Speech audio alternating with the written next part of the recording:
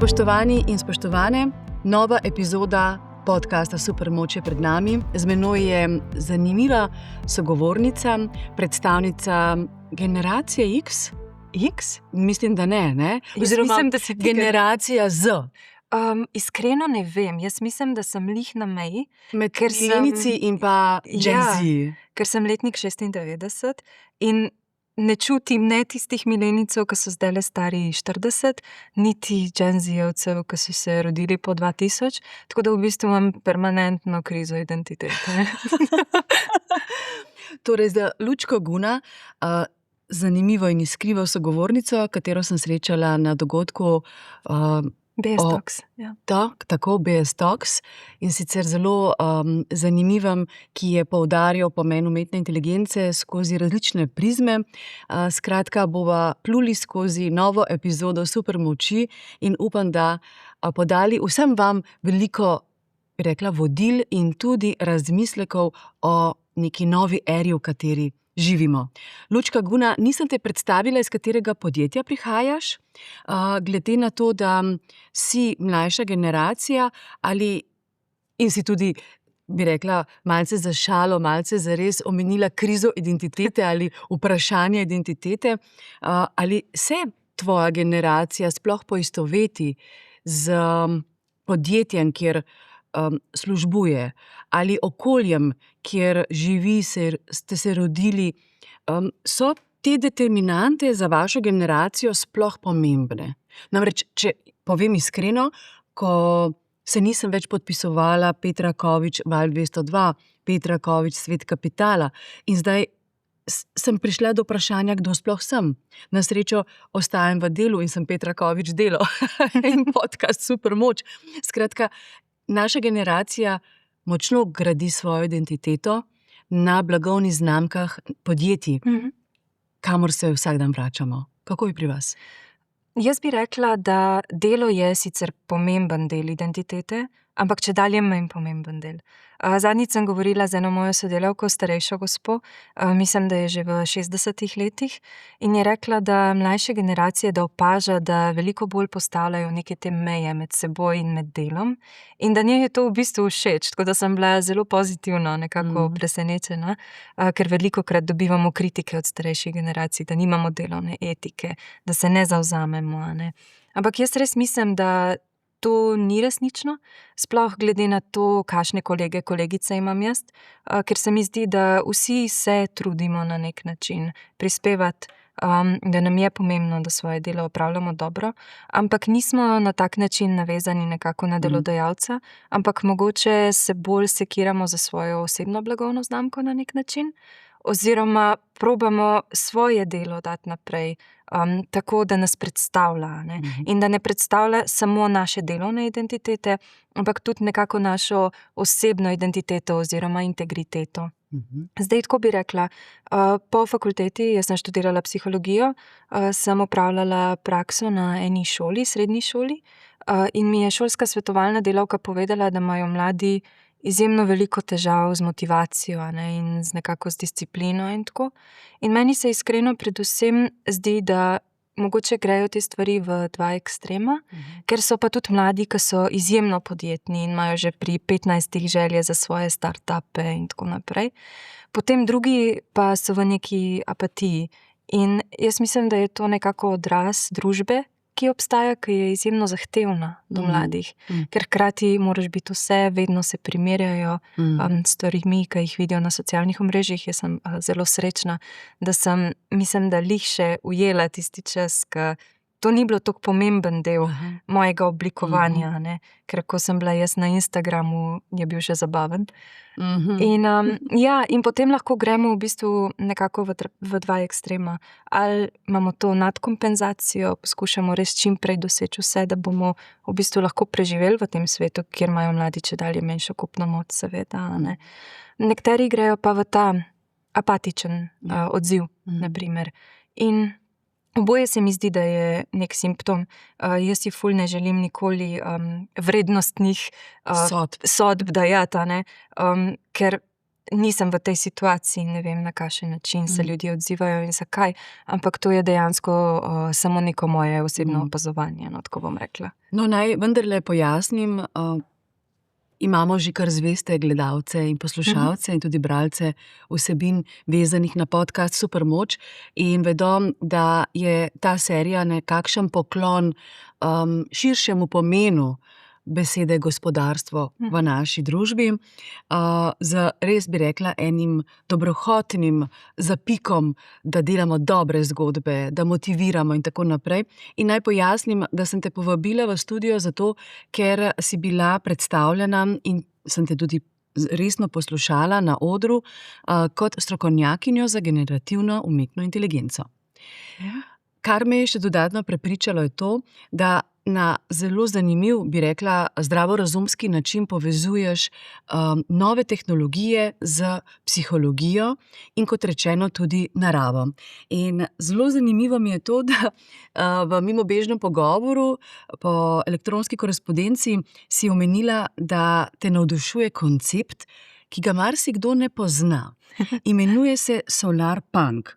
Povezuje tehnologijo, naravo, skupnost in optimizem. Zakaj gre? Kje si se seznanila s tem konceptom solarpunka?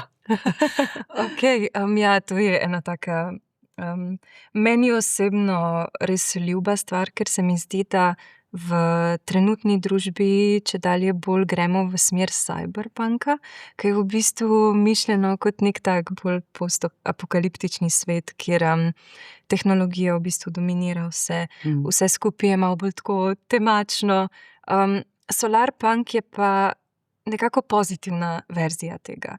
Zaradi tega, ker v tem središču solarpunka je to, da lahko visoka tehnologija, napredna tehnologija, ljudje in narava soobstajamo na način, na katerega lahko svet dolgo časa živi in obstaja, ne? Ker seveda ta trenutek smo v zelo veliki krizi, kar se tiče globalnega segrevanja, kar se tiče narave. In velik delež prispevka k temu ima tudi dejansko generativna umetna inteligenca z data centri, s tem, koliko neke infrastrukture je zahtevane za to, da te modeli sploh živijo, da jih lahko mi uporabljamo, oziroma da se natrenirajo na novo.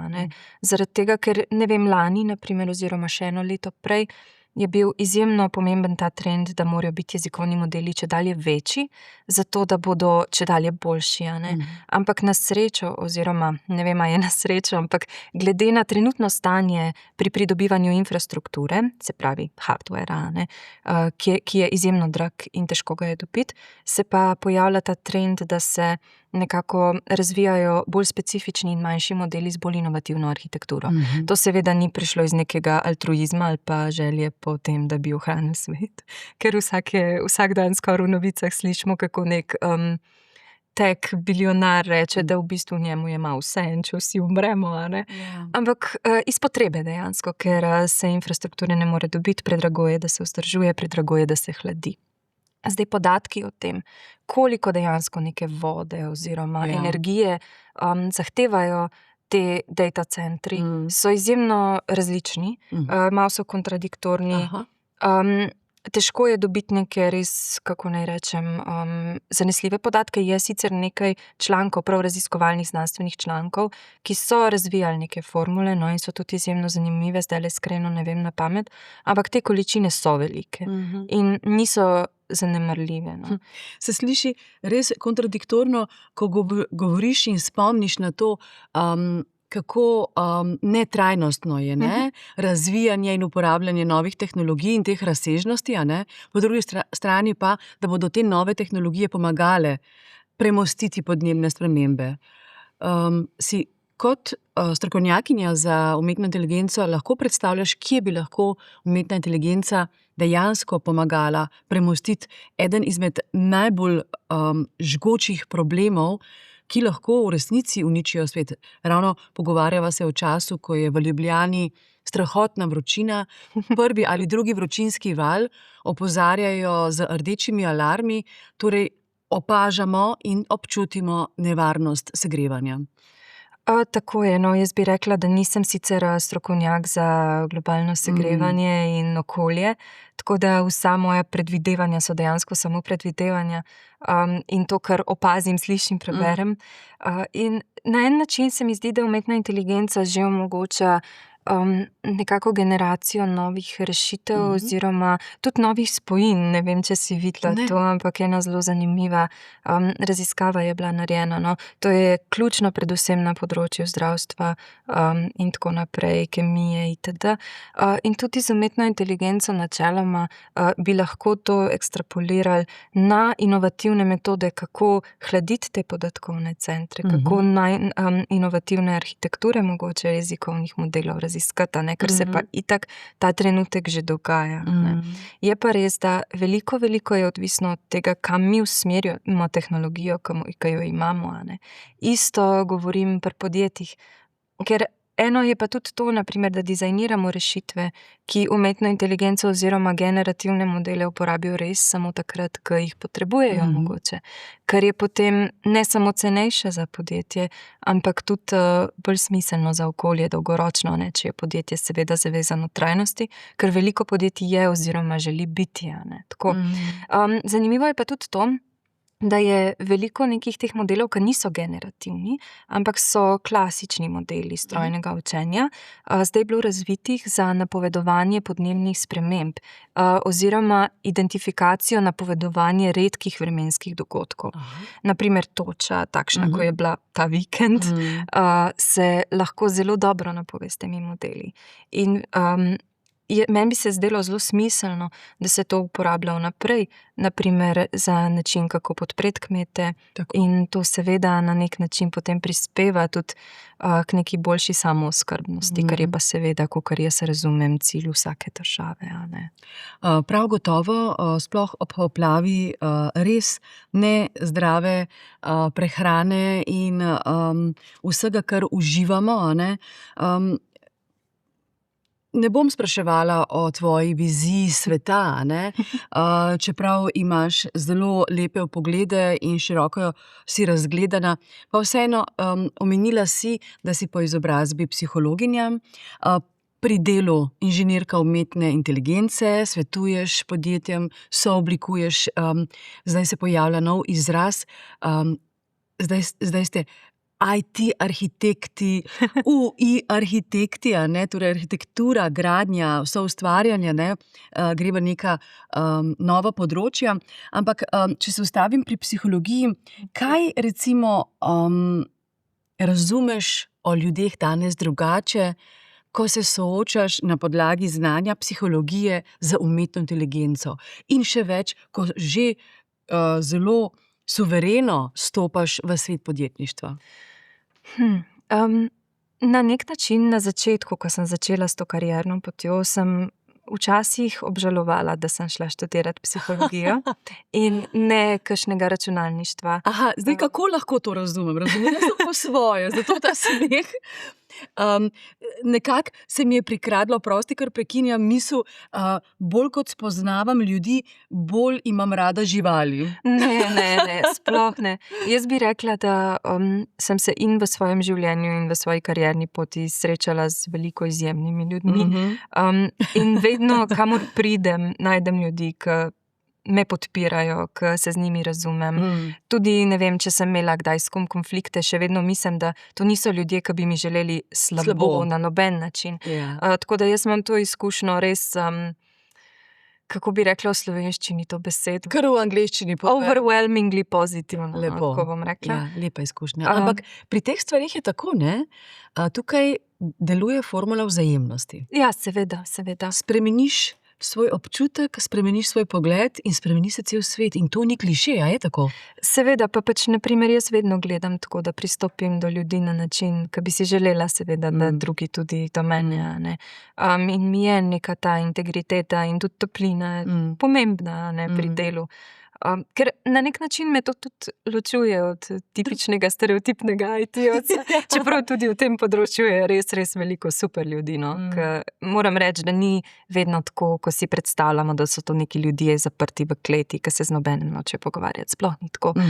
V glavnem, ja, kar sem želela reči, je, da sem mogoče obžalovala, da nisem pridobila več tehničnih znanj na nek način, ker sem se počutila, da precej zaostajam za kolegi, ki so iz bolj tehničnih poklicev. Pa tudi na nek način obžalujem, da če bi jaz vedela, da imam nekih toliko možnosti, bi mogoče šla študirati kaj drugega. In to čist tretjega, na primer. Ena stvar je glasbena produkcija, na primer, in tako naprej. Ampak hkrati sem pa potem ugotovila, da imam pa neke veščine zaradi tega oziroma neke vpoglede zaradi tega, ki mi izjemno pomagajo in da sem se sposobna nekih tehničnih veščin naučiti sama. Ker sem se jih že večkrat in verjetno se jih tudi še bom. In mogoče neka ta komunikacija, razumevanje, tudi sposobnost prodaje na nek način oziroma prepričanja ljudi, da ti si dejansko tisto, kar rabijo, se mi zdi, da je precej redka na nek način. Seveda, saj v Sloveniji imamo kronično evergreen težavo z dobrim prezentiranjem naših dobrih izdelkov, storitev, da ne rečem s prodajo. Prodaja je ključna, za prodajo pa potrebuješ retorične veščine, prepričanost, zavzetost, in še marsikaj drugega. In se strinjam s teboj, ti s tem verjetno nimaš problemov, ker vem, da si bila članica debatnega kluba. Ja, tudi, ja. V srednji šoli. Debatiranje, spomnim se, da sem zasnovala za Radio Slovenija en pilotni projekt, da bi imeli kot neko oddajo debatiranja mladih, v smislu teh antičnih postulatov, pro et kontra, in kjer argumenti štejejo, kjer ta prepričanost šteje. No, pa potem to, mislim, da ni uspelo, ampak je imel pa kolega na televiziji takšno oddajo, Miha Šalehar. Ja. Ne vem, a si kdaj gledala to oddajo? Jaz iskreno povedano televizije ne gledam. Okej. Že od nekdaj ne? Mislim, zelo redko, že od otroštva ni bila to neka taka stvar, ki bi jo zelo veliko prakticirali. Potem pa, ne vem, med študijem v Ljubljani itak nisem imela televizije in potem sem se v življenju kar odvadila. In zdi se mi, da zdaj imamo itak vse na naših računalnikih, če ljudje želijo gledati serije, imajo Netflixa, In tako da ja, zdaj, če Ati gleda kaj, zraven malo pogledam in komentiram. Kako se stvari spreminjajo, ko si omenila, da ne gledaš, nimaš navade, gledanja televizije? Se spomnim, kako je moj oče neprestano govoril, televizija, ubijalka prijetnega družinskega razpoloženja, življenja, ker tudi interierji so bili narejeni tako, da v središču dnevnega prostora, dnevne sobe je bila televizija. Seveda, ja. Namesto, da bi osrediščili drug drugega, No, danes imamo pa seveda drugačen problem. Danes je pa na vsakem kotu lahko ali laptop ali pametni telefon, in najbolj ozaveščeni se počasi odklapljamo. Se odklapljaš tudi ti od telefona? Zelo se trudim. Iskreno povedano, jaz telefon večinoma uporabljam za službo, zaradi tega, ker imam en kup stvari gor, vedno je treba nekomu odgovoriti, vedno se je treba nekaj na hitro zmeniti, Zaradi tega, ker od teh stvari in od odzivnosti je tudi odvisno to, a dobiš nek posel in tako naprej. Tako da imam iskreno malo pritiska za to. Potem pa na telefonu imam tudi, kako ne rečem, mobilno knjižnico, kjer berem tudi knjige sproti, naprimer, če moram kje počakati in imam 5 minut, preberem 2 strani. Torej, če in te je to vidimo to. recimo na avtobusu s telefonom v roki, nisi na TikToku, ampak bereš knjigo. Jaz nimam TikToka. Mislim, tako je. Ugotovila sem, da te zadeve zelo slabo vplivajo na moje počutje, na moje zdravje. Kako? Tudi jaz nisem imuna primerjavi in vsemu skupaj, sploh ne. In sem se odločila, da tega ne bom imela. Eno je tudi to, naprimer, ko ti nekdo pošlje neko stvar, ki jo želi deliti s tabo, kar je meni sicer ful všeč, ker se nekdo spomni name in pa sem vesela. Ampak potem tako pogledaš to, pa še malo, pa še ono, pa še In si tretje. 1 uro na toaleti, noga ti zaspi in ne veš, kako bi zdaj se vstal iz te Naprimer, toalete. ja, naprimer. In potem, govorim sedaj iz lastne izkušnje, ko sem se zalotila, da svojima najstniškima otrokoma dajem neka navodila, pravila, neredko tudi prepovedi, a ne, Kaj in pa, zapovedi, ja. a ne. In potem se zalotim v tako bizarni situaciji in rečem, oh my God, Ja, basta, zdaj pa dovolj, a ne. res je. In tu je bil en tak, bi rekla, alarm, ne, kako nas tudi ozaveščene, odrasle ljudi v resnici te vsebine potegnejo v nek Celo, tok ja. in čas, kar gre. Mislim, meni je bil tako iskreno največji ta klic, da sem se zbudila mogoče. To, da sem jaz skozi na socialnih omrežjih kjerkoli videvala toliko nekih novic, toliko nekih informacij in večina od tega so senzacionalistične, negativne, a ne. In potem sem res opazila precej neke anksioznosti glede sveta, glede tega, Aha. kaj bo naprej. Ja. Ko sem se preselila v Ljubljano in ko nisem bila navajena, da tokrat slišim letala pa helikopterje, sem se kdaj ponoči zbudila in sem bila tako, ne, vojna je. Ker pač sem toliko ja. dobivala teh informacij, kje je vojna, kje se bombardira. In pa sem rekla, okej, da jaz tega ne morem več, a ne. Tako da meni je bil to iskreno največji razlog. Sicer tako, ustaviti sem se znala, no, na nek način, da nisem šla v te doom scrolling, oziroma kako se temu reče, epizode, ampak ja, definitivno je vse narejeno na način, da nas pač ujame, a ne, ker saj to je cel poslovni Ujame, model. utopi in celo lahko privede res do izolacije kot prvo, Seveda, ne, ja. asocialnosti in pa boleznja, ne. Ne čudi me, bova šli potem na umetno inteligenco, ampak ne čudi me, da si uvodoma omenjala besedno zvezo, ki v bistvu straši, in to je kriza identitete, a ne. In ravno ta inflacija informacij, ki so tudi fake, groza me je, ko ob vsakem komadu slišim reklamo umetne inteligence Tai Chi Walking, a ne. Ne vem, če si zaznala, ampak to je brainwash Tai Chi Walking v eni in drugačni različici, skratka, promocije Tai Chi Walkinga v smislu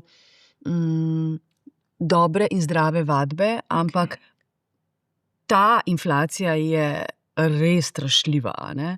Mi je bilo pa zanimivo, da v najini korespondenci si zapisala eno, bi rekla, kar provokativno misel. Ojoj. Ja, namreč, ne vem, če se spomniš, ampak napisala si, umetne inteligence v resnici sploh ne potrebujemo, ampak svet je nas prepričal, da jo. Tako. Zdaj, kako jim je uspelo ustvariti ta občutek nujnosti? Dobro vprašanje. Jaz bi rekla, da je bilo več nekih takih gradnikov na nek način. Eno je seveda, ko se je začel ChatGPT, je bila to neka taka čist nova, zelo zanimiva stvar in seveda je postala senzacija. In potem so ta podjetja naredila tako res izjemno dober marketing tega, kako bo to vse spremenilo. In potem seveda je šlo to kot domine, bi jaz rekla, ne. Ta LinkedIn euforija.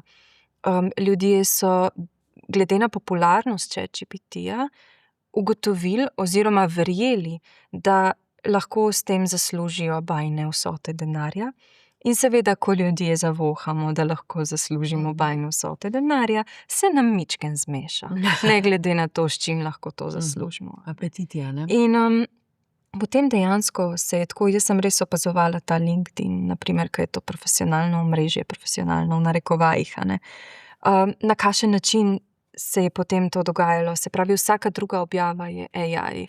In potem tako, hkrati je izgledalo, koliko je to enostavno in kako je rešitev za vse probleme, ki jih podjetja imajo. Ja. Potem je pa tudi to, pa na čist individualnem nivoju, da umetna inteligenca oziroma te pogovorni asistenti oziroma orodja so vedno na voljo.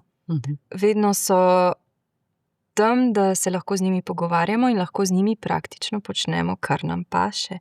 In nam to res daje nek tak kompleks Boga na nek način, ker imamo absolutno kontrolo in imamo praktično tam nekega sužnja, ki vse naredi namesto nas oziroma za nas, karkoli mu rečemo in nikoli ne reče ne, a ne. Ja. Kar se meni zdi izjemno škodljivo na nek način. Seveda tudi, mislim, da je bila letos objavljena raziskava, naprimer, ali se ljudje, ki iščejo pomoč za svoje življenjske izzive pri ChatGPT-ju oziroma ekvivalentih, raje potem še naprej obračajo na to orodje ali se raje obračajo na svoje prijatelje, družino in pač ljudi okrog sebe. In rezultati so pokazali, da se v večji meri raje obračajo na ta orodja, zaradi tega, ker ta orodja imajo tendenco, da potrjujejo to, kar mi itak že mislimo, a ne. In tudi glede tega so bile narejene raziskave, ki so vzeli objave iz forumov, naprimer, in probali ugotoviti, v kakšni meri ChatGPT validira neka antisocialna, celo na momente tudi psihopatska vedenja. In rezultati so zaskrbljujoči, seveda so, zaradi tega, ker so te jezikovni modeli narejeni na način, ki je ciljno usmerjen in da želijo vedno pomagati, vedno ugajati. Sicer obstajajo alternative, a ne, so v razvoju, ampak niso pa tako široko popularne, da bi jih ljudje res uporabljali, zaradi tega, ker je to, kar trenutno obstaja, že toliko prevalentno in ima čisto preveliko maso, da bi ljudje potem se začeli spreminjati. Ker velikokrat opažam tudi neko zelo veliko odvisnost od teh orodij, naprimer, da ljudje dejansko ves čas za vsako nalogo, vsako vprašanje to uporabljajo.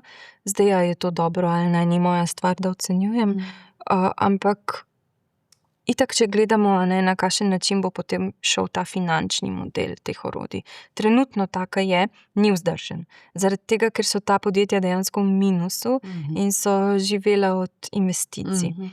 Zdaj se plačuje večinoma neka mesečna fiksna vsota. V prihodnosti se bo pa verjetno plačevalo po teh žetonih, a ne, po porabi dejansko.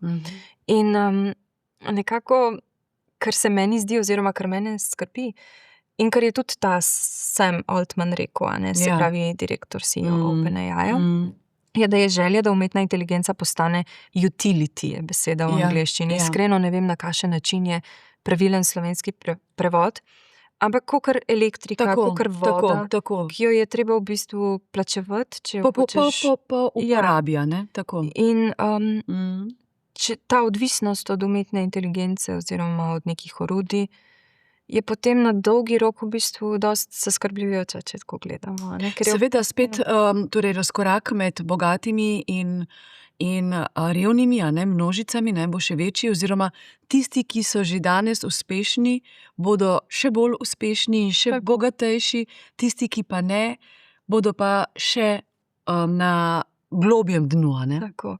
Zanimivo je, da nekateri govorijo o tem svetu, ki trenutno je, oziroma o tem ekonomskem modelu, mu rečejo tehnofeudalizem.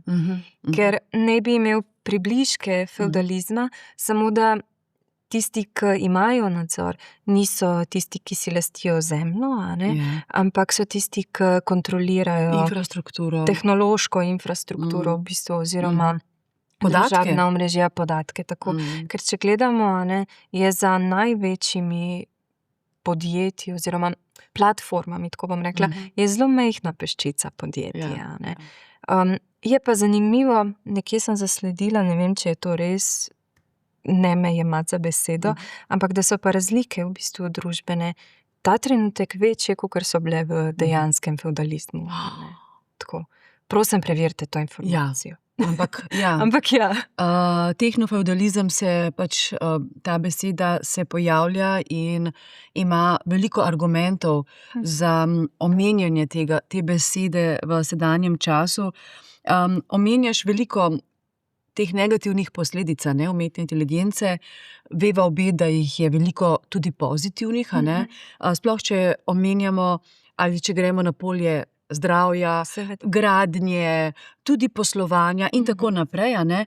Ampak, saj veš, ne, Lučka Guna, navadnega smrtnika, ki zjutraj vstane zato, da bo odšel oddelat 8-urni delavnik, najbolj skrbi seveda ta, bi rekla, že skorajda zlajnana ideja strahu, in sicer o izgubi delovnih mest, a ne. Bo to najhujša posledica, recimo, ali če greva na drugo plat, huda posledica se mi zdi tudi izguba lastnega mišljenja, kritične presoje, uporabe naših kognitivnih sposobnosti in tudi teh medosebnih odnosov, ker v medosebnih odnosih človek s človekom se zgodi konflikt, se zgodi presoja, se zgodi vse tisto, kar je potrebno, da nas spet utiri v pravi tir. Kot si rekla, pri umetni inteligenci tega ni, a ne? Jaz bi tako rekla, jaz še nisem do zdaj s podjetji, s katerimi sem delala, se pogovarjala z njimi, zasledila, da bi bile neka res huda odpuščanja zaradi umetne inteligence. Lahko da so, lahko da bodo, pa jaz ne vem dejansko zanje. Sem slišala neke ideje, da se bo to zgodilo, ampak opažam, da ima veliko podjetij že ene par korakov prej hude probleme, a ne. Da sploh niso pripravljena za vpeljavo umetne inteligence. Ker če umetno inteligenco pač vržemo v podjetje, brez da pripravimo teren, se ne bo na nek način najbolje izteklo, no, tako bom rekla. In jaz mislim, da je nekaj korakov še do neke te avtomatizacije. Oziroma, da moramo še kar ene par maratonov preteči do tam. Je pa res, da to je neka realna možnost. Ampak kaj pa je ta teren, ki ga omenjaš? Kaj je recimo nekaj, ne vem, da mi daš nekaj teh bullet pointov, kaj je potrebno pripraviti, predno se vklopi umetna inteligenca v neko poslovno tkivo? Velikokrat opažam, da je en glavnih problemov to, da podjetja nimajo dejansko definiranih procesov. Oziroma, da imajo neka nenapisana pravila za procese, ali pa da nimajo konsistentnih procesov. In če tega nimamo, če proces ni definiran, ne more biti repliciran, ne. In velikokrat tudi ni neke te pripravljenosti za spremembe v kulturi, zaradi tega, ker vpeljava umetne inteligence je ravno toliko tehnološki projekt, kot je poslovni projekt, kot je HR projekt, a ne. In vsi te stebri morajo biti pripravljeni. Potem moramo imeti tudi neko strategijo z vidika infrastrukture, kako bomo to vpeljali na varen način.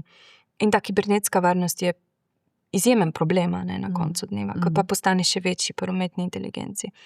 Ne samo z vidika organizacije, pa kako so stvari oziroma te aplikacije umetne inteligence implementirane na organizacijskem nivoju, ampak tudi z individualnega vidika, ne. Ta shadow AI, kot je omenjeno, se pravi, da zaposleni dajejo neke zaupne, občutljive podatke o podjetju v neka javno dostopna orodja. In potem postane to del te trening baze, na primer, ne, tako.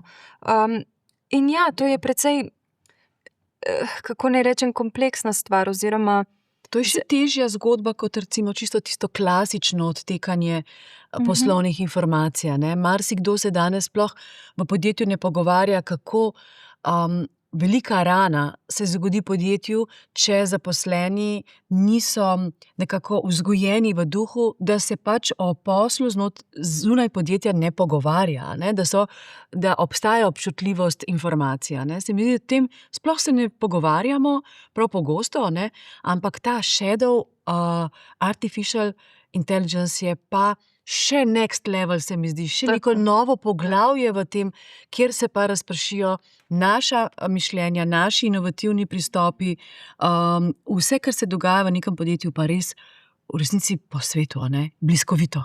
Mislim, vsi te modeli so v bistvu trenirani na ukradeni intelektualni lastnini, če tako gledam. Obstajajo etične alternative, na primer na platformi Hugging Face, a ne, to je v bistvu ena platforma kot repozitorij teh modelov. Imajo kakor neko rangiranje tega, kateri modeli so bili naučeni z ustreznimi podatki oziroma z dostopnimi podatki, kateri so bolj prijazni okolju. In se mi zdi, da je, ko dizajniramo neke rešitve, smiselno pogledati, če si lahko pomagamo s temi. Sicer slovenščina je pač velik izziv, ker je majhen jezik, ker se tiče teh podatkovnih setov za trening slovenščine, tako ne vem, 1%. Ja. In pač imamo omejene možnosti, seveda. Ampak, Lučka Guna, podjetja, velike inštitucije, tudi pravzaprav vsak teden so velike konference, tudi v Sloveniji na to temo, že ustvarjajo nekakšne svoje te chat GPT-je in učijo in podajajo celotno poslovno tkivo, vse fascikle, recimo temu novemu sodelavcu. In ali lahko razložiš ta model, kako to poteka, ali so to vsa podjetja, ki se že s tem ukvarjajo, ali kako? V bistvu je tako, take rešitve so sklop različnih tehnologij. Ni to samo, da se vrže vse podatke v jezikovni model in jezikovni model potem pač magično odgovori na vsa vprašanja. Tudi jezikovnih modelov se načeloma v takšni uporabi v nekem podjetju ne uči. Zaradi tega, ker če se jezikovni model uči, to pomeni, da se ga spremeni. Se pravi, spremeni se te uteži, v bistvu te matematične vidike zadaj, tako bom rekla, da ne bom preveč komplicirala. V bistvu, kar se dogaja inženiring konteksta. Se pravi, upravljanje konteksta, na kakšen način mi lahko temu jezikovnemu modelu damo podatke, ki jih potrebuje, da odgovori na neko vprašanje. Se pravi, če jaz vprašam v nekem proizvodnem podjetju, jezikovni model, kaj vse je zahtevano pri izhodni kontroli izdelka, potem mora ta rešitev najprej vedeti, v katerih dokumentih se nahajajo te informacije. Iz teh dokumentov mora ta prav razdelek potegniti ven in potem šele pride jezikovni model, ki interpretira to oziroma da nek odgovor. In ta odgovor je lahko pač čist prost ali pa ga mi omejimo, s tem promptom. Potem, za rešitve, ki sem jih jaz razvijala, sem opazila, da je to pridobivanje pravih informacij veliko bolj ključno, kot sam jezikovni model. Ker če so omejene dobre informacije, tudi manjši model, ki je cenejši, zahteva manj kapacitet, lahko odgovori dobro. Tako da jaz mislim, da bi se veliko več morali posvečati kakovosti teh iskalnih algoritmov in jaz se temu ful posvečam tudi, kakor pa da se dejansko sekiramo, bomo dobili najboljši in najnovejši model, ker ni to zelo od tega odvisno. Pri tem konkretnem primeru, pri kakšnem drugem je, na primer, ampak za večino primerov jaz mislim, da podjetja ne rabijo nujno res vsak nov update, tako bom rekla. Velike investicije, veliko znanja, veliko priprav terena je potrebnega za to, da učinkovito uporabljamo nove tehnologije v podjetju, v vsakdanjem življenju. Ampak če greva čisto na to, bi rekla, business-wise zgodbo, ravno v tem mesecu sem na velikem dogodku partnerstva za trajnost CER poslušala, da oni opredeljujejo recimo trajnost, ne kot nekaj, kar seveda, da je nujno in tako naprej, ampak hkrati za vsa podjetja argumentirajo, da je trajnost tudi uspeh, obstoj podjetja na globalnem zemljevidu, in tudi dobiček v končni fazi, ker se podjetja težijo k rasti in dobičku, to je jasno. Ali bi lahko, Lučka, omenila, da tudi umetna inteligenca bo prinesla, to zdaj vprašanje za vse tiste, ki se opogumljajo v podjetjih, za uvedbo novih tehnologij, bo prinesla razliko v uspehu, v dolgoročnosti, obstoju in dobičkih? Jaz bi rekla, da je zelo odvisno, na kakšen strateški način se podjetja lotijo tega. Zaradi tega, ker na primer, če mi imamo neke rešitve umetne inteligence, ki ne podpirajo naše poslovne strategije, potem so seveda same sebi namen. In strošek. Ja, tako. Nepotrebno. Dejansko moramo ločiti med investicijo in stroškom in se moramo fokusirati na to, da res najdemo najbolj smiselno investicijo.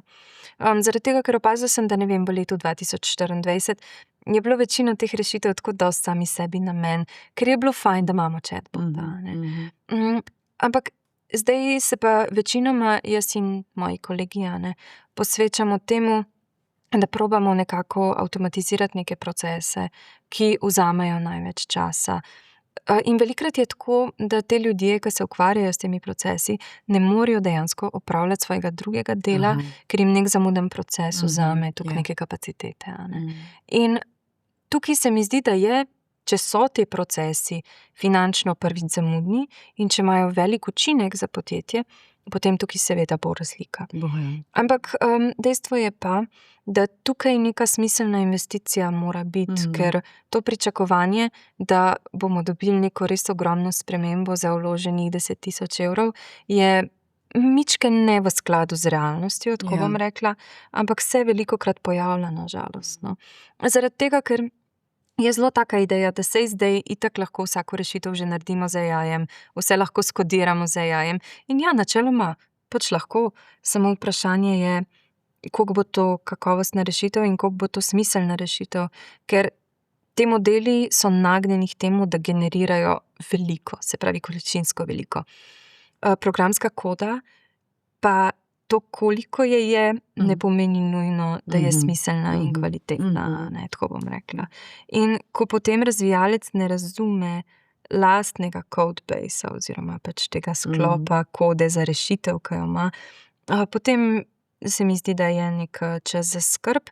Plus še ena stvar, ki se dogaja, je to, da razvijalci, ki zdaj začenjajo s kariero, ali pa ki so na faksu, imajo izjemno težavo, da bodo kadarkoli dosegli ta seniority oziroma pridobili neke konkretne izkušnje. Zaradi tega, ker če že od začetka dajejo vse oziroma če se toliko zanašajo na umetno inteligenco, dejansko ni nekega tega napredka pri učenju. In ja, se pravi, nekako povpraševanja za mlajše inženirje oziroma razvijalce je čedalje manj.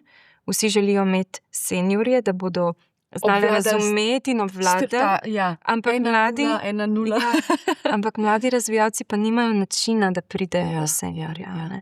In tukaj jaz vidim en tak izziv na tem področju. Sicer nisem najboljši razvijalec na tem svetu, daleč od tega.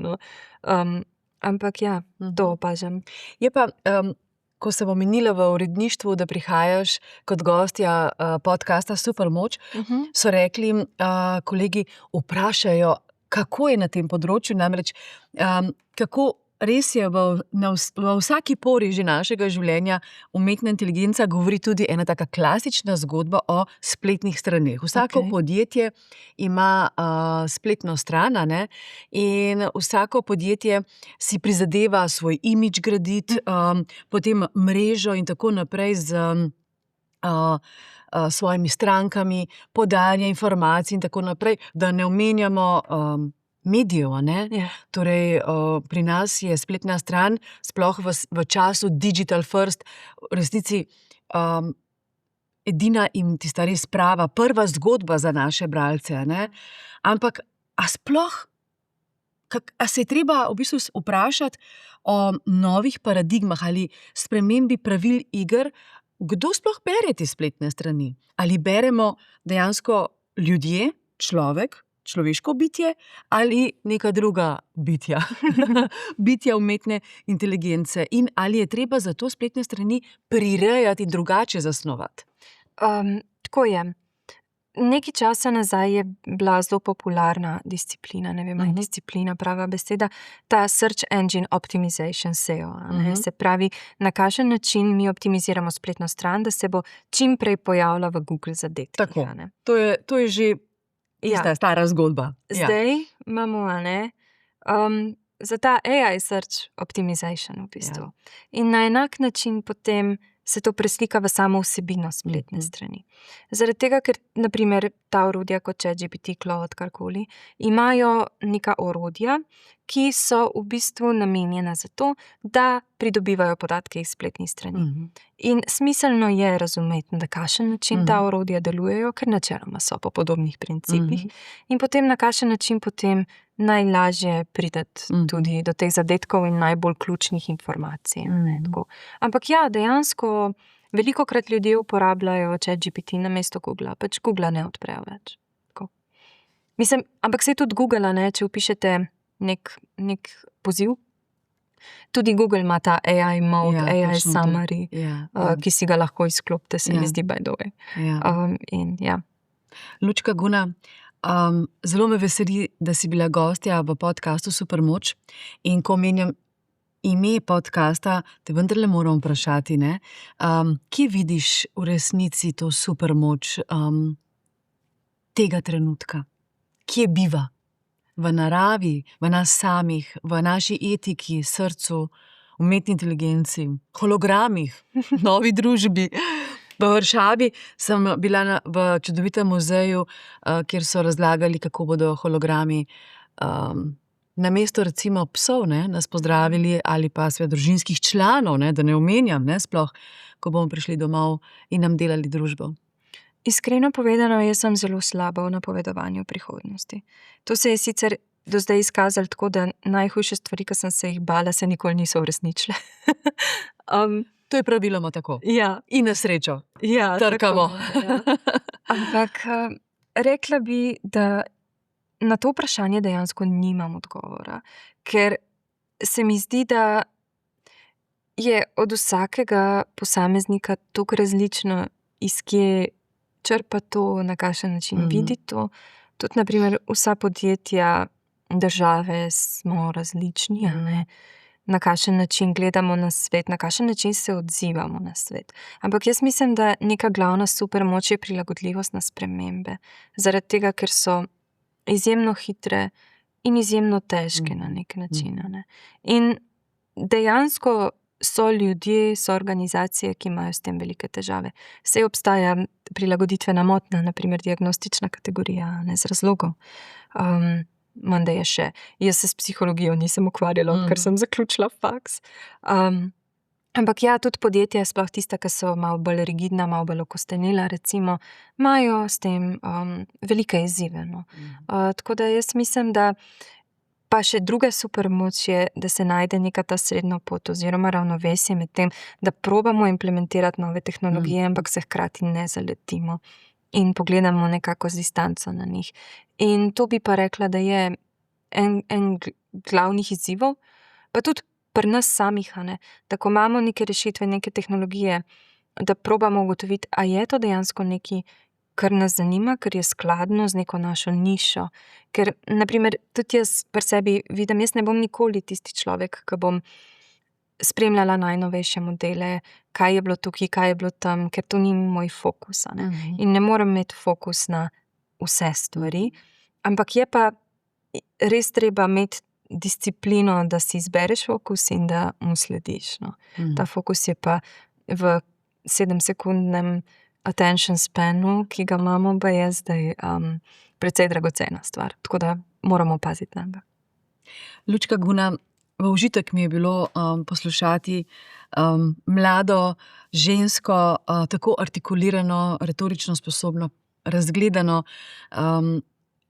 Verjamem, da ti je tudi debatni klub in okolje, v katerem si se rodila in živiš, dalo čudovito popotnico, in sem prepričana, da bomo še slišali o tebi, in ker rada izdajam kakšno tako drobno skrivnost izven etra, lahko rečem, da ti privoščim, da te povabijo tudi na radio, da boš lahko uresničila svoje sanje, in sicer o tem, da si boš izbrala ob svoji pripovedi svojo najljubšo pesem in jo seveda bodo predvajali na valovih Samo še zbrati jo moram. nacionalnega radia.